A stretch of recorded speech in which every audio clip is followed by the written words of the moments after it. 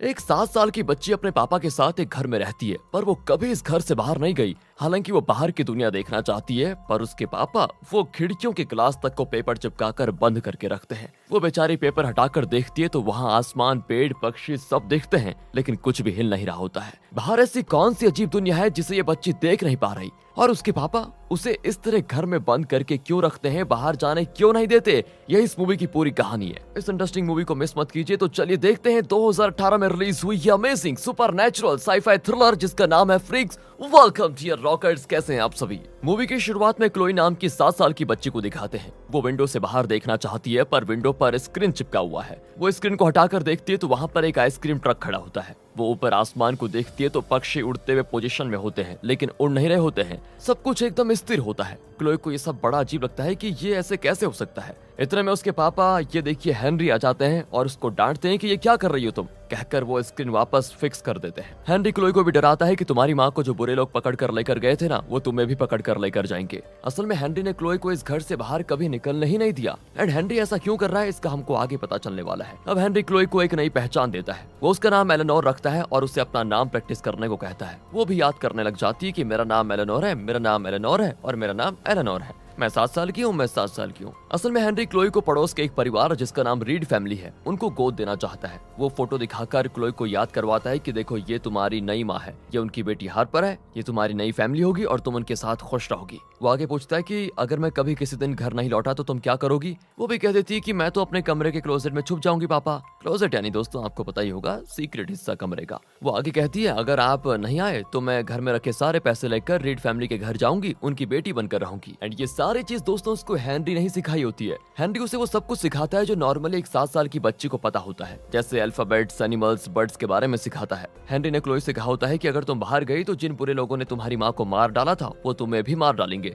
अचानक हेनरी की आंखों से खून निकलने लग जाता है। क्लोई पूछती है ये क्या है पापा, क्या मेरी आंख से भी खून निकलेगा। हेनरी कहता है मुझे नहीं लगता ऐसा कुछ होगा, और अगर ऐसा हुआ तो मुझे जरूर बता देना बेटा। एंड अब रात को क्लोई तकिए पर गुड़िया ड्रॉ करके उस पर मम्मी लिखती है और उससे लिपट कर आराम से सो जाती है। अचानक क्लोजेट से कोई आवाज आती है। वो घबराकर उसे खोलती है तो अंदर एक औरत होती है जो जोर से चिल्लाती है। क्लोई भी डर के मारे हेनरी को बुला लेती है कि पापा ये देखिए, पर उस समय क्लोजेट में कोई नहीं होता। क्लोई बेचारी पूरी डरी भी होती है कि ये क्या था जो पापा को नहीं दिख रहा, मुझे दिखा। और फिर हेनरी भी उसके पास ही सो जाता है ताकि बच्ची को ज्यादा डर न लगे। अगली सुबह क्लोई जागती है तो बाहर से पक्षियों की चीखें सुनकर वो बाहर जाना चाहती है। वो दरवाजे के पास जाती है तो नीचे से कोई एक बुक अंदर सरका देता है। क्लोई भी उसको उठा लेती है। ये उसी आइसक्रीम ट्रक के बारे में कोई बुक है जो क्लोई को विंडो से दिखता है। दोस्तों क्लोई उस बुक को अपने कमरे में ले जाकर उसको पढ़ने लग जाती है। ये एक पॉपअप बुक है। एक बड़ा पैलेस, उसमें एक राजकुमारी रहती है जो उस पैलेस से बाहर निकल नहीं सकती। एक दिन एक आइसक्रीम ट्रक आता है, पर राजकुमारी बाहर जाने से घबराती है क्योंकि वो कभी पैलेस से निकली ही नहीं।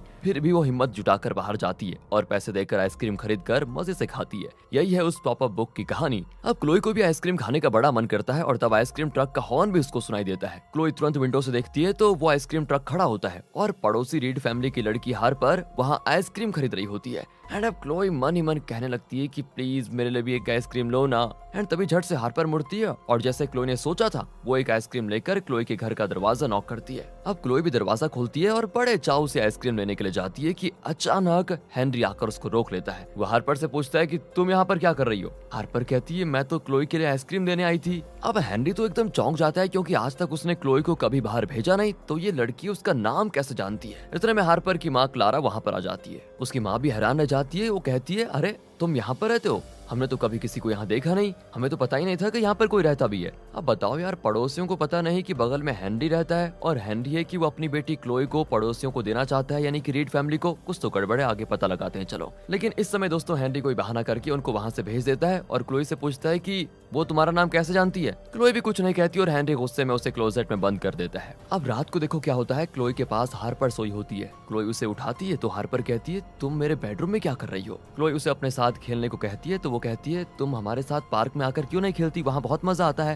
क्लोई पूछती है क्या तुम्हारे पापा तुम्हें बाहर जाने से मना नहीं करते हैं। अरे खेलने से कौन मना करता है भाई। अब क्लोई किसी तरह बाहर जाकर बस खेलना चाहती है। अचानक हार्पर वहाँ से गायब भी हो जाती। कहीं कुछ तो मिस्ट्री है दोस्तों। अगली सुबह हेनरी क्लोई से सॉरी कहता है। क्लोई कहती है पापा मुझे आइसक्रीम खाना था इसीलिए मैंने दरवाजा खोल दिया और कुछ भी नहीं था। अब हेनरी भी कहता है कि बेटा मैंने तुम्हारी सेफ्टी के लिए तो ये सब कुछ किया है, तुम्हें इसीलिए मैं बाहर नहीं भेज रहा हूँ ताकि तुम पर कोई आफत ना आए, पर हाँ आज घर आते वक्त मैं तुम्हारे लिए आइसक्रीम जरूर लेकर आऊंगा। कहकर हेनरी बाहर जाता है और जब वो लौटता है तो उसके शरीर पर बहुत चोट लगी होती है और वो ट्रॉली भर के सामान लेकर आया होता है। उसके पास गन भी होती है और वो डर डर कर विंडो से झांकने लग जाता है। न जाने हेनरी के साथ बाहर क्या हुआ, लेकिन क्लोई उसको देखने के बजाय सीधा आकर ट्रॉली में अपनी आइसक्रीम ढूंढने लग जाती है एंड फिर आइसक्रीम को न पाकर उसका चेहरा थोड़ा मुरझा जाता है। हेनरी भी अपने घाव पर दवा लगाता है और दर्द कम करने के लिए मॉर्फिन ले लेता है, जिसकी वजह से कुछ देर में वो आराम से सो जाता है। एंड फिर क्लोई विंडो से देखती है तो जो पक्षी स्टैचू की तरह खड़े दिखाई देते थे वो अब उड़ते हुए नजर आते हैं। नल से भी कभी पानी नहीं निकलता था लेकिन अब पानी की बूंद टपकने लग जाती है।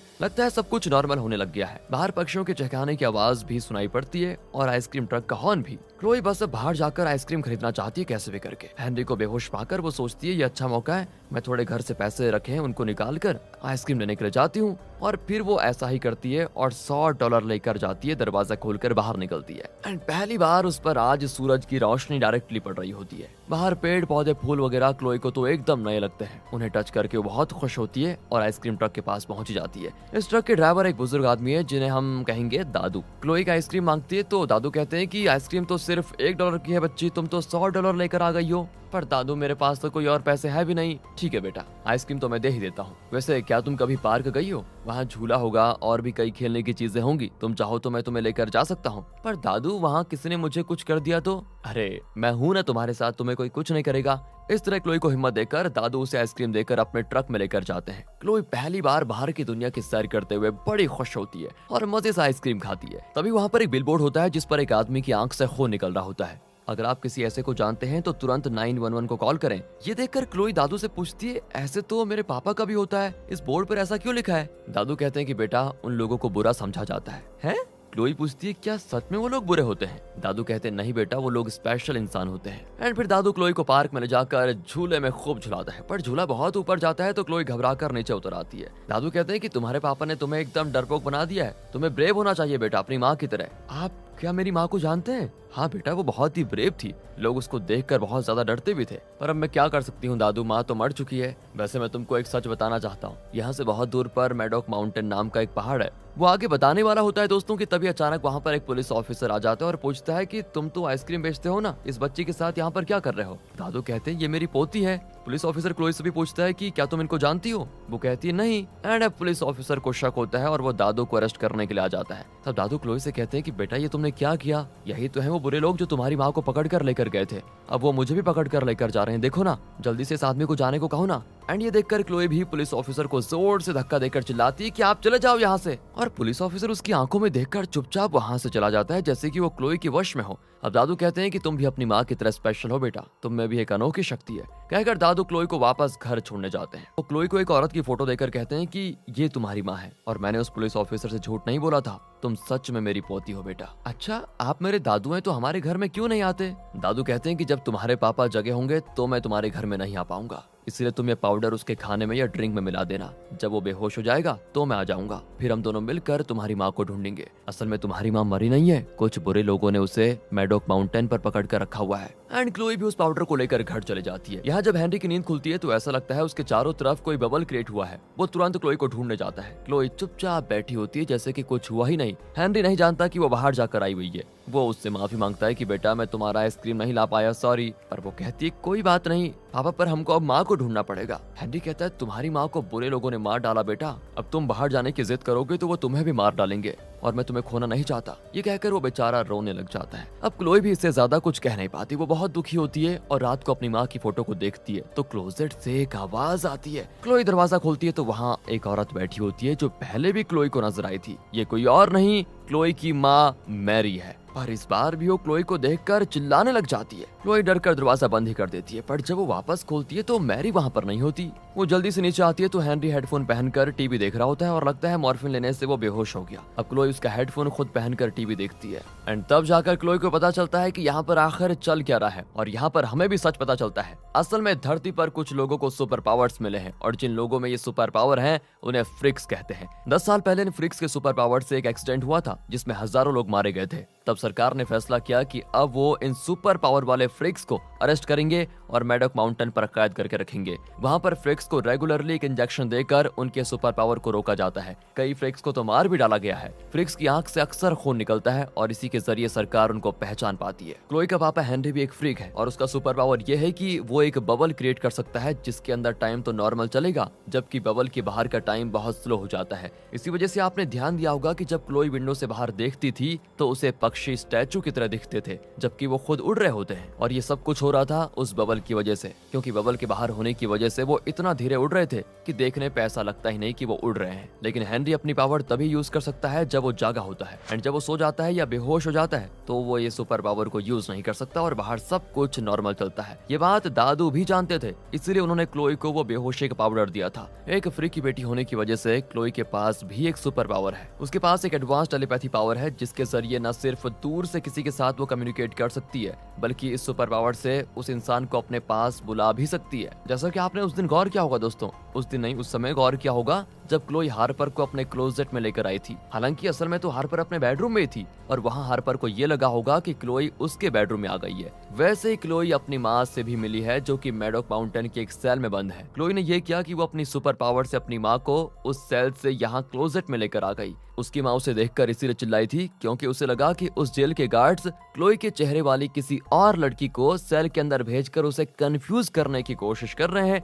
इतना ही नहीं दोस्तों, क्लोई दूसरे के माइंड को भी कंट्रोल कर सकती है और इसी वजह से जब क्लोई ने मन ही मन सोचा कि हार्पर उसके लिए आइसक्रीम लेकर आ जाए तो हार्पर सच में आइसक्रीम लेकर उसके घर आ गई। उस दिन आपने एक और चीज गौर की होगी कि पुलिस ऑफिसर को उसने जाने को कह दिया तो इसी सुपर पावर की वजह से वो चुपचाप चला गया और इस तरह क्लोई सारा सच समझ पाती है। फिर अपने एडवांस टेलीपैथी को यूज करके वो हार्पर को अपने घर पर लेकर आती है। उसके साथ ही उसके कई फ्रेंड्स भी आ जाते हैं, पर उन बच्चों को तो ऐसा लगता है कि जैसे क्लोई उनके घर पर आई हुई है। वो हार्पर से पूछते हैं कि ये तुम्हारे घर में कैसे घुस आई। हार्पर कहती है कि इसकी माँ नहीं है ना, ये मेरी माँ को मम्मी कहती रहती है इसीलिए। और इस पर तो वो क्लोई को चिढ़ाने लग जाते हैं कि बिना माँ के तुम कैसे आई। क्लोई बेचारे गुस्सा हो जाती है कि मेरी माँ है ये देखो, कहकर वो अपने टेलीपैथी को यूज करती है तो क्लोजेट के अंदर माँ होती है। लेकिन प्रॉब्लम यह है कि टेलीपैथी सिर्फ एक वक्त पर एक इंसान के साथ ही यूज की जा सकती है और इस वजह से वो बच्चे फिर गायब हो जाते हैं। अब क्लोई माँ के पास जाती है तो वो कहती है तुम उन गार्ड्स की बातें मत सुनो, तुम मेरी बेटी नहीं हो, मेरी बेटी तो बहुत छोटी बच्ची है, तुम तो बहुत बड़ी हो। पर क्लोई कहती है कि माँ मैं क्लोई हूँ, कहकर वो मैरी को टच करती है तो वो भी जान जाती है कि ये सच में क्लोई है। पर वो कंफ्यूज्ड है क्योंकि उसके अरेस्ट हुए अभी सिर्फ 5 महीने हुए हैं और उस वक्त तो क्लोई छोटी बच्ची थी।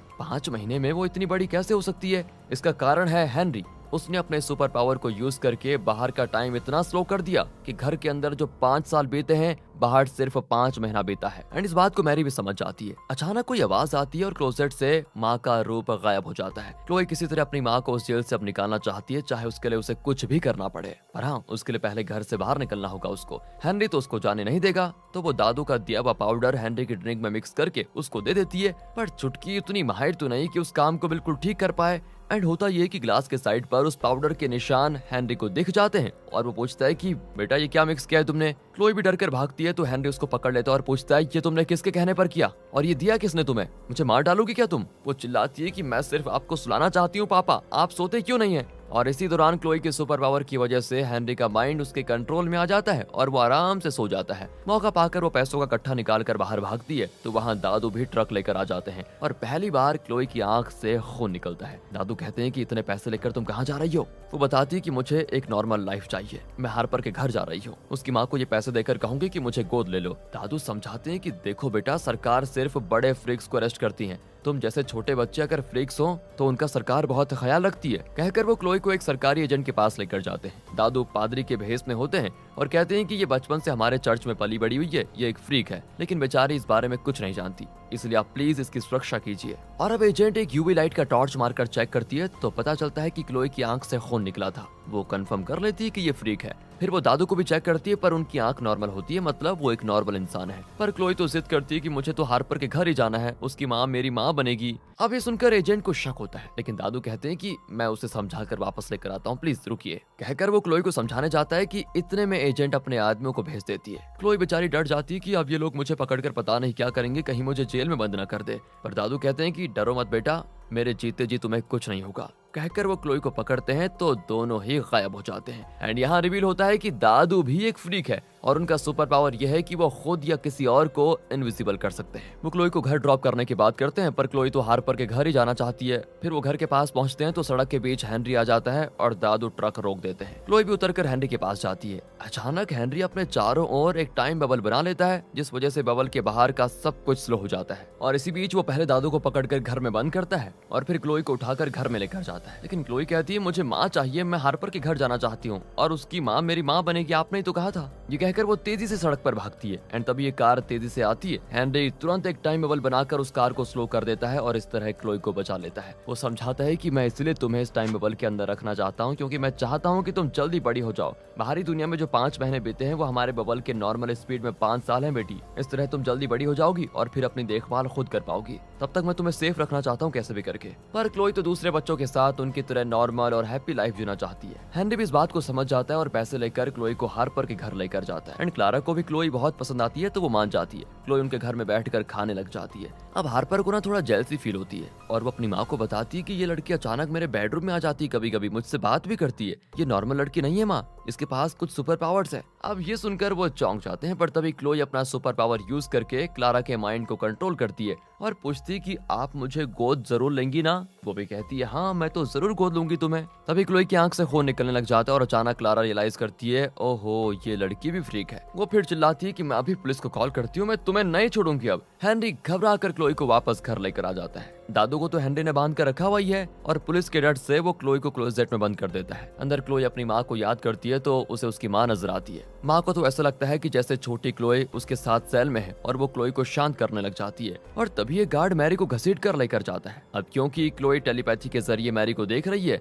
तो उस गार्ड को क्लोई नहीं देखती। माँ को इतना जुल्म झेलते देखकर क्लोई से रहा नहीं जाता। वो उन्हें बचाना चाहती कैसे भी करके, लेकिन हेनरी ने तो बाहर से दरवाजे को सील कर दिया था। पर क्लोई अंदर से हेनरी का माइंड कंट्रोल करने लग जाती है तो हेनरी दरवाजा खोल ही देता है। क्लोई और दादू दोनों कहते हैं कि मैरी जिंदा है, मैरी जिंदा है, लेकिन हेनरी तो मानने को तैयार ही नहीं है। और तब वो देखते हैं कि कालरा एक सरकारी एजेंट से बात कर रही है और शायद क्लोई के बारे में बता रही है, पर उनकी बातें इनको सुनाई नहीं देती। तब क्लोरी अपनी सुपर पावर से उन्हें अपने घर के अंदर लेकर आ जाती है और उनकी बातें साफ साफ सुनाई देती है। हेनरी को भी अब क्लोई के सुपर पावर पर विश्वास हो जाता है और वो समझ जाता है कि सच में उसकी वाइफ मैरी जिंदा है। क्लोई अब उस एजेंट को कंट्रोल करने लग जाती है, जिस वजह से वो अपने पेन से क्लारा की आंख ही फोड़ देता है और खुद को शूट करने वाला होता है। एन वक्त पर हेनरी क्लोई को रोक लेता है और इस तरह वो एजेंट बच जाता है। क्लारा की आंख से खून निकल रहा होता है तो पुलिस को लगता है कि ये भी फ्रीक है, इसलिए वो उसे शूट कर देते हैं। और अब तो क्लोई और हेनरी को भी पुलिस से खतरा है, लेकिन दादू कैसे भी करके क्लोई को पुलिस के हवाले नहीं करना चाहते और कहते हैं तुम दोनों मेरे घर चलो। पर हेनरी नहीं मानता तो दादू सिर्फ क्लोई को लेकर गायब हो जाता है।